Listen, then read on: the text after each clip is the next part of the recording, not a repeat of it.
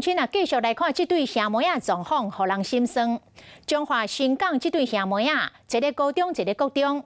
爸爸当年住院的养护，5年前，妈妈要去过爸爸的半路，出车祸死亡。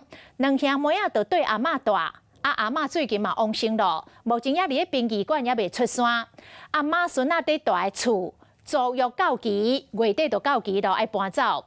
这悲惨甲苦难是一件煞一件。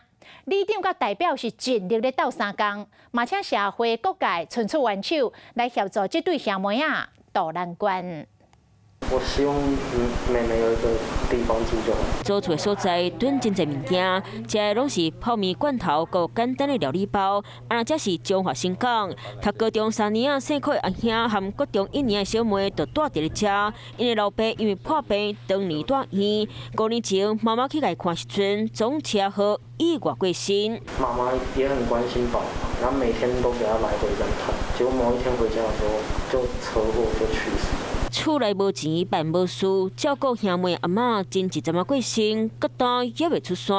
有像县政府还有那个死亡慈善会申请到10万块的丧葬助人，只要有补助的、低收的、有物资的，我都每次都送到家。基本上慰问金鼓励因爱较严格咧。我是相信讲社会有爱心啦，有温暖啦，恁大家也就认真读册安尼就好啦。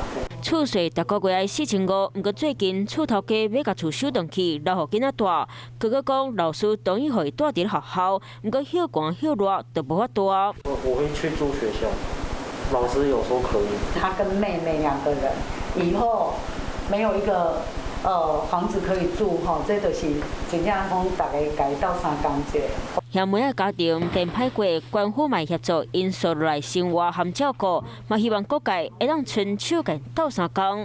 Hello， 大家好，我是乃瑜，要教给大家2个任务。第一个，华视新闻的脸书专页，你按赞了吗？还有华视新闻的 YouTube 频道，赶紧订阅起来，还要记得按赞，开启小铃铛哦。